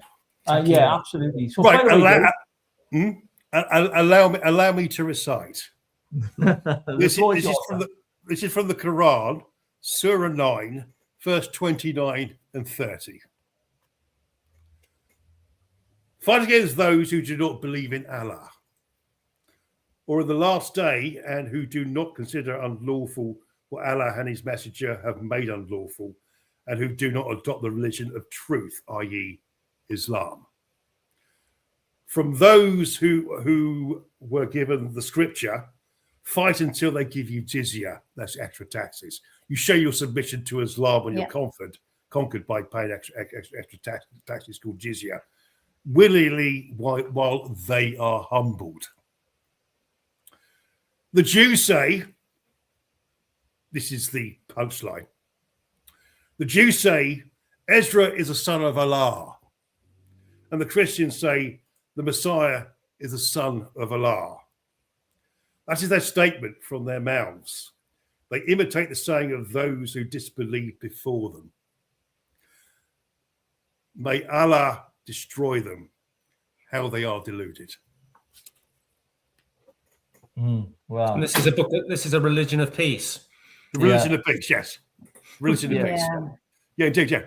Well, indeed, I think one of the things that I've always maintained, if there's no room for the debate, then it's an indoctrination, isn't it? And I think with any religion, irrespective of what religion that might be. Yeah. I've been in Christian circles for a very, very long time, and we've always had open debates. We have difference of opinion within Christianity. That's why we have 33,000 different denominations in the UK. But I think when it comes to Islam, this is my take. It's not a religion; it's a civilization. And they want it's a whole ideology, Richie. It's a whole way of life. It's like Nazism and communism. Your whole waking hours are ruled by this book. Really, it's secular and religious. Yeah, absolutely. I think people are waking. We've had questions asked. Is it too late, David? You've projected in some of your papers that you've written and things you've looked at about the indigenous white population and how it'll be wiped out by 2080, whatever the figure you gave. 3 years. It's frightening to think, really, the trajectory the country is going in, and I just think that the normal Joe Blogs on the street, right? I think of the guys in the pubs, in the cafes, the workers, your bricklayers, your plasterers, just local normal people, working class folks, who don't get involved in politics because they don't think that anything they do is going to change. And I think that is the fight, the biggest fight that we have right now, is waking people up to say to them, listen, you can make a change. I know the ballot box has let you down. That's because the politicians we've had in power have failed you. But please don't give up hope. Please believe that we can change things. It might take a long time, but if we don't do nothing, if good men say nothing, evil men will prosper. We can't sit down and do nothing. We have to engage ourselves politically. And that is why many people find themselves who've never been in politics. As we've been traveling through Wales, we've had members who've joined Advance UK tell us, 60-year-old people in their 60s saying to us, this is the first political party that I've ever joined in my life. And the reason is because they've felt a sense of real, genuine, authentic hope. And that's what this country needs right now. We know Britain is broken. We don't need Farage to tell us that. We don't need any other people. We know it's broken, right? But it's what it's going to take to fix it. And it's not just, somebody with fancy slogans. It's more than that. You have to have a political philosophy that is serious and principled and will deliver for the British people real, tangible change, so that they're not living in poverty in 2026, where children are not going to bed with empty stomachs, where the children are waking up with no breakfast on the table in the morning, where parents are having to work 2 or 3 jobs to put food on their table, where mortgages, where people can't afford their mortgages and their houses are being repossessed. This should not be happening in our country right now. And it really freaking angers me. The politicians have allowed this to happen. And I would urge anybody that's watching the show tonight, please don't ignore this. Get involved in a political party, in Advance UK. That's my pitch, of course, to you, because we can deliver. We want you on board. We want to see the country change. And a government that will deliver for the British people is a government that you can support and get behind. And that's my pitch for tonight, Always Rogue. Sure. You've been quiet tonight, love. I've been very quiet tonight. Someone's mentioned in the comments, actually, I'm really much Rogue tonight. Sorry. It's because I've got these two chatting and I'm just sitting in awe listening to them both. I think it's brilliant. Just to give you one quick sentence, I think events in Birmingham with the Maccabi Tel Aviv Aston Villa match has red-pilled a lot of people about Islam. Yeah. People now know how extreme and bigoted many of them are. With the two-tier policing that we have, the police will go and negotiate with the imam to discuss policing matters in a certain community, or they'll go to the elders of a temple. I mean, what's that all about? It should the police should be blind to that and not negotiating with certain communities. What the hell has happened to our police force? Do you know why? Do you know why? Because they're terrified of the backlash. Yeah, I know, exactly. Yeah. Why do you think in 30 years Pakistani Muslims and other Muslims were allowed to rape 500,000 white girls? Yeah. I mean, there was a piece in the Telegraph, an Imam had married 2 16-year-olds just last week, and we've seen in the Telegraph. I mean, and he was suspended sentence. I mean, that's illegal. I mean, where's equality in the law when it comes to that? I mean, that's. Did you see the name of the judge though as well, Richie? I mean, I thought that was quite interesting. You're right, Edward. That says it all, doesn't it? And that's the problem with the infiltration we talk about. And people think we're extreme far right when we say this, because it is an infiltration into levels and tiers of society that wield power.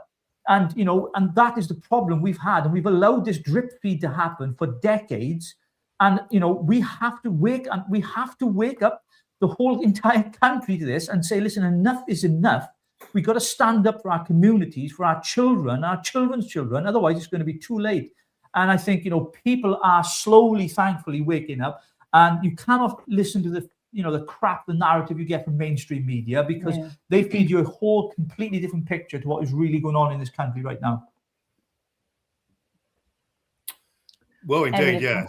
Everybody's gone, Everybody's gone quiet. In the comments. Well, it's true. I mean, look, we're up the creek without a paddle, aren't we? We're leaderless. We're powerless. It seems, as a normal Joe Blogs on the street. And this is my point.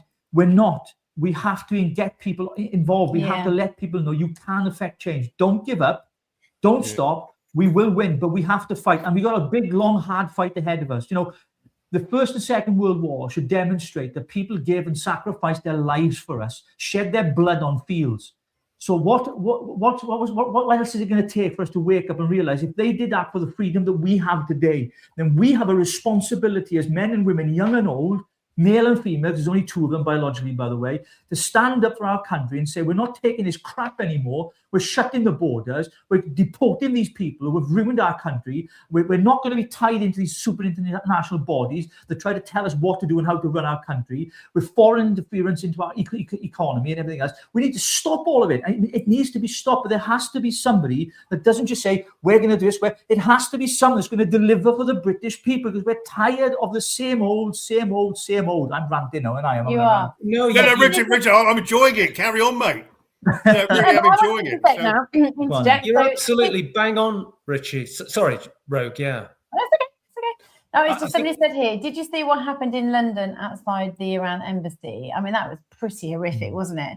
You're seeing old men absolutely battered and bruised, and the police not giving a shit. They are just like going for them and dragging them about. It's just a complete disrespect and a disregard for people. That was a punishment beaten for changing the Iranian flag, wasn't it? And again, an example of two-tier policing. Yeah. Exactly. But again, Richie, I am optimistic that we can get out of this mess that we're in as a country. We faced even greater crises than this in the past. Look at the Spanish Armada, the world superpower, sailing from Spain, looking to invade Britain. And, you know, if they'd have hit the shores in Britain, they would have slaughtered everybody and burned down everything that they got their hands on. But we managed to hold them off and fight them off. Look at Napoleon raging throughout Europe, and you know, we stood alone then, and we managed to defeat our enemy. That Hitler, of course. We faced great challenges in the past. That, you know, I think we've got a great challenge ahead of us now, and if we can all pull together. But the difference is, in 1588 in 1939. We didn't have the Human Rights Act, and Tony Blair's, Human Rights Act as well. You know, so that's the difference. That's the big difference. Any incoming government can get rid of all those, and then we can start getting our country back again. So we've got here, Jake has said, I do want to effect change, so I wrote to Rogue. And actually, Jake, we did email you tonight. So just to let you know, that we absolutely want to hear from everybody who wants to affect change, who wants to actually do something. So we are ready, willing. It's just that we have been flat out these last 2 weeks. I've been very poorly for 2 weeks, and then literally have come on this week and absolutely sort of soldiered through. But I'm still having little choking fits, so you have to bear with me. But Jake, we have emailed you. Have a look at your emails, and Richie will be having a conversation with you at some point. Definitely. And then we've had somebody say, I was politically homeless at 60 until Advance came along, joined for the future of my grandchildren. And this is what it's about, isn't it? You know, I've just had a new... it's Gary, who we saw at a meet and greet in Bryn Mawr. Gary, good to see you, mate. Amazing. I can't wait to see branches up and running there very, very soon. We are excited about that. Gary, thanks for coming on, mate. Appreciate that. And that's what I was on about. When I was referring to that guy I spoke to, who was completely homeless, it was him who I spoke to. Fantastic. And he's watching tonight. Fantastic. Thank you so much for watching, Gary. And it done, shows Gary, for joining Advance UK. It shows, doesn't it, that our grassroots, what we're doing, going out, traveling, actually, you know, we can talk to people and we've got that communication. We don't need men in suits and London centrics. We need people who are real, who are down to earth, who have gone through life experiences, who can talk to people and hold that conversation. But also it's the momentum of keeping communication open. Now, you and I are very good at that. You know, we communicate with a lot of people. I'm good at communicating. No, forget that. I never answer my phone. No, you don't. But the thing is, I am good at communicating for you. So we have to have it where, you know, people are... What are you laughing at?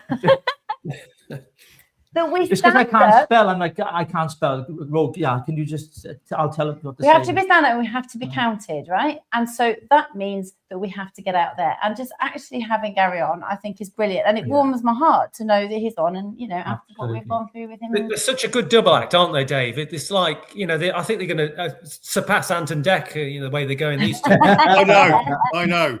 You know, it's... Well, I think we've been doing these lives now. I mean, we've been doing almost every night this week, haven't we? So far. I mean, we got one... but we got a whole line of guests coming on. I mean, we're really excited because we got a guy from America who is a pastor of a church who's going to talk to us about how protesters, anti-ICE protesters, have been interrupting public worship and protesting against ICE agents in America. And he's going to be coming on soon as well, next week, hopefully. And he's a friend of the former mayor of New York, Giuliano. Did I say that right? Giuliani. So we might get a scoop of Giuliani. You never know. We might get him on the show. That would be something really good. So we are getting some exciting guests on. And we got some from Australia, Canada, people from different parts of the world, because we want to make this international as well, in the sense of people knowing what's going on. Because I think in the UK, we don't, and I mean, if you watch international news, the geopolitical stuff, you kind of know what's going on, but we live in our own little bubble, don't we? Whether it's Westminster, whether it's Wales and the Senedd, but we, you know, these kind of channels, they expose people to a wider audience, I suppose. So we want to bring others and get their perspective. Don Keith, a perfect example from the US, was a friend of the show. He comes on, you know, he knows what's going on with American politics. We bring him on. He's a friend of Tommy Robinson's as well. But we're looking to expand and get more guests on. So if you know anybody and you want to suggest somebody that's willing to come on the show, please do let us know. Go to our website, richieandrogue.com, and let us know. Can I make a suggestion, Richie? I think in front of a live audience in a pub somewhere, I think that'd be quite entertaining. Yeah, that would be. Yeah. Well, we did plan a tour, but we had to cancel it Because last I wasn't minute. very She wasn't very well. I lost my voice completely. Yeah. But So, we're yeah, definitely going to do a live tour with guests, and we're going to be on there just in front of an audience. Do this in front of an audience. That's what we're going to do, and take questions from the floor as well. We'll have a bit of fun as well, obviously, when we roll. Yeah, we will actually. Edward, it would be great to have something in East Anglia. Do we know what's going on there? We've got a regional director for the East of England that's just been set up. So again, there'll be they're looking to set up branches for Advance UK in every constituency up and down the country. So now we've got the regional managers in place. They'll be on the lookout for any good candidates that are looking to set up branches. Any people that are out there.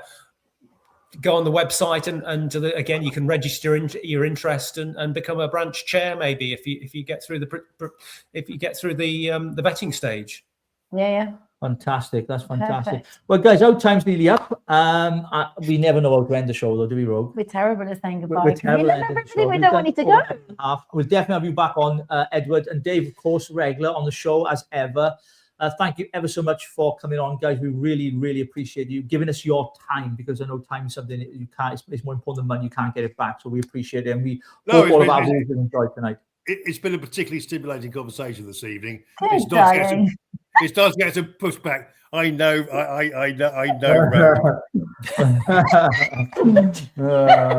Behave yourself. You get a room. We'll get a room.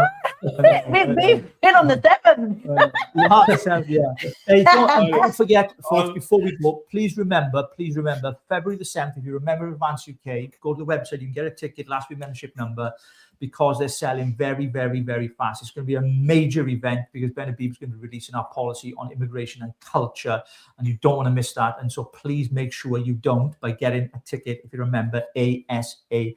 And if you're not a member yet, why not? Join today at advanceuk.org.uk. You can find membership details on the website there. And of That's course, only if you want to. Yes, if you want to. And if you're like Dave Atherton and you believe that Nigel Farage is the Messiah, we'll pray for you. Fun enough, I had this conversation today actually with a senior member at Advance, actually, but never mind. Well, we love you, Dave. We love you, Edward. We love you both. Both at home. We appreciate you so much. Thank you so much. Any final parting words you'd like to say, both before we let you go? You go. Shall I go, Dave? Yeah, just great to be on your show, and just everybody that's out there, like and subscribe to this channel, and let's build it. I think you're really onto something here, and I want this to be a bigger and bigger channel if we can. And I think with all those guests that you've said that you've got coming on, and with Howard Cox the other day, and Basil the Great. I mean, what a fantastic guest he was as well. Mm-hmm. You're going to grow and grow this show. He's so, a great communicator. Yeah. So yeah, indeed. Well, I'll just second what Ed was saying, and I'll end by saying Keir Starmer's a wanker.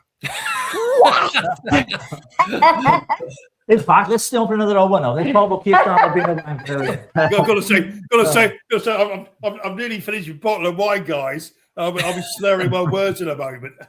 I know, David. We know it's a bottle of wine in, and then that's when the conversation gets really good, and that's when the numbers start going up as well. I think we should do a late night show, like a 24-hour marathon, sponsored marathon. Do a 20-hour show, guests coming on. Oh, that'd be awesome. That'd be quite good fun. Yeah, it should be. We'll do that. By the way, guys, on X, we're hovering around 450. We've got 800, 900 at the moment. It's being teetered between 800 and 900, so that's really good. So thank you guys for coming on, and again, we will invite you again soon. I'm excited. Look forward to it. I'm around. Good. Good. Thank you. Right, cheers, guys. Speak to you soon. Bye. Thank you so much. Thank you. Bye. Oh, great, and I always, I love having guests on because it does make our job a bit easier, doesn't it? Really. And I know our viewers may say we didn't hear much from you, but either tonight. I just went to speak, and then you still speak over me. Go on then. What are you going to say? I was just going to say I absolutely love having guests on because I can sit back, not because it's making my job easier, but because I love to hear what people have to say. Yeah. And actually, like Dave was just saying, the pushback and like actually hearing the two sides. I love a debate. I can't stand it when it's just like everybody's agreeable. We need to have some kind of like, sort of abrasive, erosive kind of argument where it's like, what's really going on? I can't wait for that to happen actually inside the studios because what with me and you? Yeah, well, we debate all the time anyway. Mhm. Yeah. I was going to mention a certain topic, and I thought, no, I won't, because we'll end up having a debate. But What's the topic? harp. Oh, harp. Yeah. We will be going on. I keep on doing this. Yeah, Jesus, give me strength.